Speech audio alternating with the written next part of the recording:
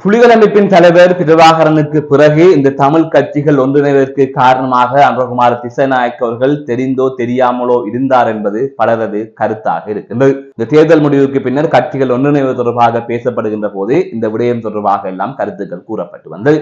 இந்நிலையில் அதனையெல்லாம் தாண்டி சுமந்திரன் அவர்கள் தான் முதலமைச்சர் ஆவதற்காகவே இந்த அடித்தளங்களை போட்டுக் கொண்டிருக்கின்றார் என்கின்ற தகவலை அவரே கூறியிருக்கின்றார். அவரது கூற்று மூலமாகவே இவை புலப்படுகின்றது.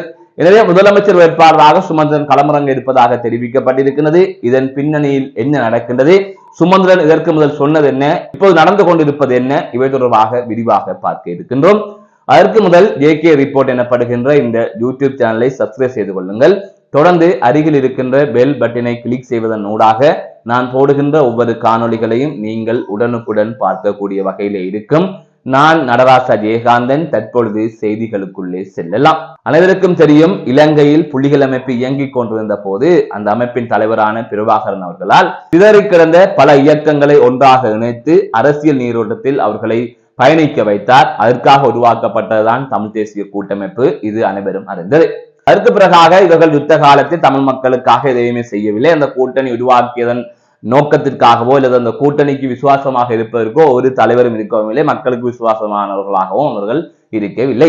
அதற்கு பிறகு 2009ஆம் ஆண்டு உள்நாட்டு யுத்தம் நிறைவடைந்ததும் அவர்கள் மீண்டும் வெளிநாடுகளில் இருந்து இலங்கைக்கு வந்தார்கள். சிலர் இங்கே இருந்தார்கள். அவர்களுக்கு மீண்டும் ஓட்டு போட்டு நாடாளுமன்றத்துக்கு அனுப்பியிருந்தார்கள் மக்கள்.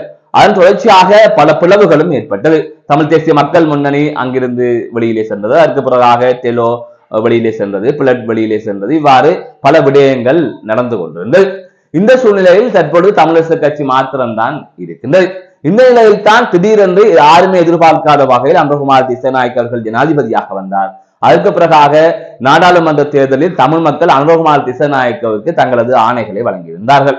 அதாவது இவர்கள் பிளவுபட்டு கிடக்கின்ற சந்தர்ப்பத்தில் நேரடியாக தேசிய மக்கள் சக்திக்கே தமிழ் மக்கள் ஆதரவை தெரிவித்திருந்தார்கள். இனி இவர்களை நம்பி பிரயோசனம் இல்லை. இவர்களின் சுயநல அரசியல், இவர்களது கருத்து மோதல்கள், இவர்களது உள்ளக பதவி மோதல்கள் இவையெல்லாம் கருத்தில் கொண்டு மக்கள் இந்த முடிவை எடுத்திருந்தார்கள். அதற்கு பிறகாக உள்ளூராட்சி மன்ற தேர்தல்கள் இடம்பெற்றது. எப்படியாவது தேசிய மக்கள் சக்தியை வீழ்த்தியாக வேண்டும். நாங்கள் உள்ளுக்குள் சண்டை பிடித்துக் கொண்டிருந்தாலும் ஆட்சி அதிகாரங்கள் அனைத்தும் எங்களுக்குள் இருக்க வேண்டும், எங்கள் குடும்பங்களுக்குள் இருக்க வேண்டும் என்று நினைத்துக் கொண்டிருந்த தமிழ் தேசிய அரசியல் கட்சிகள் ஒன்றாக இணைந்து பொது எதிரியாக தேசிய மக்கள் சக்தியை முன்வைத்து கடுமையான எதிர்ப்பை வெளியிட்டு வெற்றி பெற்று விட்டார்கள். இந்த நிலையில் தற்பொழுது உள்ளூராட்சி சபைகளை அமைப்பதற்கு அனைவருமே ஒன்றாக இணைகின்றார்கள். அதற்கான உடன்படிக்கைகளும் போடப்பட்டுக் கொண்டிருக்கிறது. ஆகவே பலரது கருத்தும் எவ்வாறு என்று சொன்னால், அப்போது தமிழர்களின் நலனுக்காக இந்த ஆயுத போராட்டங்களில் ஈடுபட்ட இயக்கங்களை எல்லாம் இணைத்து தமிழ் தேசிய கூட்டமைப்பு என்கின்ற ஒன்றை தலைவர் பிரபாகரன் அவர்கள் ஆரம்பித்து வைத்து அதிலே தமிழரசு கட்சியை அரசியல் ரீதியாக இயங்கிக் கொண்டிருந்த தமிழரசு கட்சியின் சின்னத்தை கொண்டு இந்த கூட்டமைப்பு பின்னர் இயங்கிக் கொண்டிருந்தது. ஆகவே இப்படி போய்கொண்டிருக்கின்ற போது பிளவடைந்து விட்டார்கள். இதை யார் நினைப்பார்கள் என்று எதிர்பார்த்துக் கொண்டிருக்கின்ற போது தெரிந்தோ தெரியாமலோ அன்றகுமார் திசநாயக்க அவர்கள் நினைத்து விட்டார். அதாவது தேசிய மக்கள் சக்தி 2வது இடம் 1வது இடத்தை வடக்கு கிழக்கு மாகாணத்தில் பெற்றிருக்கின்றது. எனவே அவர்களுக்கு எதிராக அவர்கள் ஒன்றாக இணைய ஆரம்பித்தார்கள். தற்போது உள்ளூராட்சி மன்ற சபைகள் அமைப்பதிலும் அவர்கள் இணைந்து விட்டார்கள். இந்த இணைவுக்கு காரணம் என்பது தெரிந்தோ தெரியாமலோ அன்றகுமார் திசநாயக்க தான். ஆகவேதான் பலர் கூறுகின்ற கருத்து தலைவர் பிரபாகரனுக்கு பிறகு அணுவையால் தான் நடந்திருக்கின்றது. அதாவது அணுவை தெரிஞ்சு நன்மைக்காக செய்யவில்லை, ஆனால் தற்செயலாக நடந்திருக்கின்றது. அது இப்படியாகத்தான் இந்த நிலைமை போய்கொண்டிருக்கின்றது என்றுதான் பலரும் கூறிக்கொண்டிருந்தார்கள். ஆனால் இப்போதான் தெரிகின்றது அது சுமந்திரனின் நலனுக்காகத்தான் இதெல்லாம் நடந்து கொண்டிருக்கின்றது. தற்பொழுது பல கட்சிகள் ஒரு குடும்பங்களுக்காகவே இயங்கிக் கொண்டிருக்கின்றது. உதாரணமாக தமிழ் தேசிய மக்கள் முன்னணி கஜேந்திரகுமார் குடும்பத்திற்காக இயங்கிக் கொண்டிருக்கின்ற ஒரு கட்சியாக இருக்கின்றது. அதை தவிர ஸ்ரீலங்கா பொதுஜன பெரமுன என்பது ராஜபக்ச குடும்பத்திற்காக இயங்கிக் கொண்டிருக்கின்ற கட்சியாக இருக்கின்றது. அதை தவிர மஸ்தானுக்காக ஒரு கட்சி, ரிசார்ட்டுக்காக ஒரு கட்சி என்று இவ்வாறு தங்களுக்காகவும் தங்கள் குடும்பங்களுக்காகவும் இங்கு கட்சிகள் ஏராளம் இருக்கின்றன. அந்த வகையில் தமிழரசு கட்சி என்பது சுமந்திரனுக்கான கட்சியாக தற்பொழுது மாறிவிட்டது. ஜனநாயகம் இல்லை, ஒரு நாயகம் இல்லை, போய்கொண்டிருக்கின்றது அந்த கட்சி. இந்த நிலையில் தான் உள்ளூராட்சி மன்றங்களில் கூட்டாக ஆட்சி அமைப்பது தொடர்பாக நேற்று ஒரு பேச்சுவார்த்தை ஒன்று இடம்பெற்றது. அதில் ஜனநாயக தமிழ் தேசிய கூட்டணி தலைவர்களும் தமிழரசு கட்சி தலைவர்களும் சுமந்திரன் அவர்களின் இல்லத்தில் கலந்துரையாடினார்கள். அந்த சந்தர்ப்பத்திலே சுமந்திரன் அவர்கள் கூறியிருக்கின்றார், நான் முதலமைச்சர் வேட்பாளராக களமிறங்க இருக்கின்றேன் என்று. எதிர்வருகின்ற வருமான சேவை தேர்தலில் நான் களமிறங்குவேன் என்று அவர் கூறியிருக்கிறார். அதற்கு ஜனநாயக தமிழ் தேசிய கூட்டணியின் தலைவர்கள் எந்தவித பதிலையும் கூறவில்லை. ஓம் என்றும் கூறவில்லை, இல்லை என்றும் கூறவில்லை. அதாவது ஆதரவு அளிப்பதாகவும் கூறவில்லை, எதிர்ப்பதாகவும் கூறவில்லை என்று ஜனநாயக தமிழ் தேசிய கூட்டணியின் இணைத்தலைவர்களில் ஒருவரான சித்தார்த்தன் அவர்கள் கூறியிருந்தார். அதனைத் தொடர்ந்து உள்ளூராட்சி மன்றங்களில் ஆட்சி அமைப்பது தொடர்பாக பேசப்பட்டது. அதனை தானே தமிழரசு கட்சியும் ஜனநாயக தமிழ் தேசிய கூட்டணியும் இணைவது தொடர்பாக இதிலே பேசப்படவில்லை என்றும் அவர் குறிப்பிட்டிருந்தார். இவ்வாறுதான் அந்த கூட்டத்திலே அந்த கலந்துரையாடப்பட்டதாக தகவல்கள் வெளியாகி இருக்கின்றது.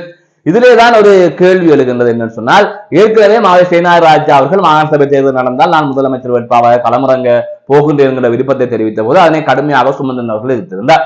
அதாவது நாடாளுமன்ற தேர்தலில் தோற்கடிக்கப்பட்ட மக்களால் நிராகரிக்கப்பட்ட ஒருவர் எவ்வாறு முதலமைச்சர் வேட்பாளராக போட்டியிட முடியும் என்று சுமந்திரன் அவர்கள் கூறியிருந்தார். அதை தவிர அவர் இன்னொரு கருத்தையும் கூறியிருந்தால், தேசிய பட்டியலிலும் இந்த நாடாளுமன்ற தேர்தலில் கேட்டு தோற்றவர்களுக்கு கொடுக்கக்கூடாது என்று குறிப்பிட்டிருந்தார். அதற்கு பிறகாக சத்தியலிங்கத்துக்கு வழங்கினார். அதையும் வழங்கினார் சொன்னால் தமிழக கட்சியின் பொதுச் செயலாளர் பதவியை பிடிப்பதற்காக அவருக்கு தேசிய பட்டியல கொடுத்து நாடாளுமன்ற உறுப்பினர் பதவி ஆசையை காட்டிவிட்டு அவரை விலக வைத்து அந்த தமிழக கட்சியின் பொதுச் செயலாளர் பதவியை இவர் பிடித்து விட்டார். அதிலே வெற்றி கண்டு விட்டார். ஆகவே சுமந்திரன் சொல்வதை எல்லாம் கேட்டுக்கொண்டு திரிகின்ற பலர் இங்கு இருக்கின்றார்கள். அவர்களுக்கு சுயமாக அறிவு இருக்கா இல்லையான்னு தெரியாது, கேட்டால் படித்தவர்கள் என்பார்கள். அவர்களை சுமந்திரன் இலகுவாக ஏமாற்றி இந்த அரசியல் ரீதியாக ஒரு சாணக்கியனாக திகழ்ந்து கொண்டிருக்கிறார். பிடிக்கிறோ பிடிக்கலையோ, தமிழர்களுக்கு நல்லது நடக்கிறதோ நடக்கவில்லையோ, ஆனால் அவர் நினைத்ததை செய்து கொண்டே போகின்றார். இந்த நிலையில் தான் அவரின் நகர்வுகளில் ஒன்றாக இந்த உள்ளூராட்சி மன்ற தேர்தல் மூலமாக இந்த கட்சிகளை எல்லாம் ஒன்றிணைத்ததன் பின்னர் தான் முதலமைச்சர் வேட்பாளராக களமிறங்குவதன் ஊடாக முதலமைச்சராக முடியும் என்று நினைக்கின்றார். ஆனால் அவர் ஏற்கனவே நாடாளுமன்ற தேர்தலில் போட்டியிட்டு தோல்வி அடைந்த ஒருவர், மக்களால் நிராகரிக்கப்பட்ட ஒருவரை இவ்வாறு முதலமைச்சர் வேட்பாளராக தமிழக கட்சி நியமிக்கும் என்கின்ற கேள்வி இருக்கின்றது. ஆனால் சந்தேகம் இல்லை, அங்கு அவர்களுக்கு தான் முடிவு. அவர் 5 ஓட்டத்தால் கூட அவர் முதலமைச்சர் வேட்பாளராக நிற்பார். அதுதான் நடக்கும். ஏனென்று சொன்னால் தமிழக கட்சியில் இருப்பவர்கள் எல்லாம் சுமந்திரனின் அகல் என்பதில் மாற்றுகிறது இல்லை. ஆகவே இவ்வாறான சூழ்நிலையில் தான் அவரது இலக்கு முதலமைச்சர் வேட்பாளராக இருக்கின்றது. அதனை நோக்கி அவர் நகர்ந்து கொண்டிருக்கின்றார். இது தமிழ் மக்களுக்கு எவ்வளவு ஆபத்தானதாக மாறப்போகின்றது என்பது தெரியவில்லை. எனவேதான் இதிலே ஒரு விடயம் கூறிக்கொள்கின்றோம், வீட்டு சின்னத்துக்கு வாக்களிக்கின்றோம் என்று போடுகின்றீர்கள். ஆனால் வீட்டு சின்னம் எதற்காக இருக்கின்றது என்பது தெரியவில்லை. அது இன்று சுமந்திரன் கட்சியாக மாறிவிட்டது. விரும்பியோ விரும்பாமலோ பல தியாகங்களுக்கு பின்னர் அந்த கட்சி உருவாக்கப்பட்டது. புலிகள் அமைப்பு ஒன்று உருவாகி இவர்களை எல்லாம் ஒன்றிணைத்து இந்த பல இயக்கங்களில் இருந்தவர்களை எல்லாம் ஒன்றாக்கி அவர்கள் ஏதோ ஒரு வகையில் சரியோ புலையோ மக்களுக்கு செய்துவிட வேண்டும் என்ற இயக்கங்களாக உருவாகி பின்னர் சகோதர இயக்கங்களுக்கு இடையிலான போட்டிகளில் அரசாங்க பக்கம் சேர்ந்தவர்களாக இருக்கின்றார்கள். அவர்கள் இந்த மக்களுக்காக ஏதோ ஒரு சிரமத்தை அனுபவித்தார்கள். ஆனால் சுமந்திரன் அந்த காலத்தில் கொழும்பிலே படித்துவிட்டு நன்றாக வாழ்ந்துவிட்டு எனக்கு யுத்தம் மீது நம்பிக்கையே இல்லை என்று வந்த ஒருவரின் கையில் இவ்வளவு தியாகங்களையும் இவ்வளவு உயிரிழப்புகளுக்கும் பிரதிபலனாக இருக்கின்ற ஒரு ஆறுதலாக இருக்கின்ற அந்த கட்சியை கூட சுமந்திரன் கையில் கொடுத்து விட்டார்கள். இதுதான் தமிழன். ஆகவேதான் சொல்லுகின்றோம், இந்த தமிழிசை கட்சியை புறக்கணித்து விட்டு இந்த தமிழிசை கட்சியுடன் சேர்ந்து உள்ளாட்சி சபைகளிலே இந்த கூட்டணி அமைக்கின்றோம் என்று போய் வீட்டு சின்னத்திலே போட்டியிடுவதற்காக முண்டி அடிக்காமல் அனைவருமாக, அதாவது தற்பொழுது ஜனநாயக தமிழ் தேசிய கூட்டணி என்று பிரிந்து வந்து இருக்கின்றீர்கள். அதே போல கஜேந்திரகுமார் பொன்னம்பலமும் சேர வேண்டும், சிவஞானம் ஸ்ரீதரனும் அந்த கட்சியிலிருந்து வெளியே வர வேண்டும். அவர் தலைவராகிய பின்னரும் பள்ளியில் பதவியை பிடித்து இன்று பொதுச் செயலாளராக சுமந்திரன் இருக்கின்றார். அவர் நேற்று தான் நடக்கின்றது. அப்படி இருக்கின்ற போது சிவஞானம் ஸ்ரீதரன் அவர்கள் ஏன் அந்த கட்சியில் இருக்க வேண்டும்? அவரும் வந்து இந்த கூட்டணியில் இணைந்து தமிழக கட்சியை தனித்து விட்டு அனைவரும் ஒரு கூட்டணியாக இயங்க வேண்டும். அதுக்கு தமிழ் மக்கள் வாக்களிக்க வேண்டும், தமிழக கட்சியை புறக்கணிக்க வேண்டும். அது ஒன்றுதான் வழி. அப்படி இல்லை என்று சொன்னால் எதுவுமே இங்கு மாறாது என்பதுதான் நிதர்சனமான உண்மையாக இருக்கின்றது. மீண்டும் ஒரு காணொலி சந்திக்கின்றேன். நான் நடராஜ் அஜயகாந்த்.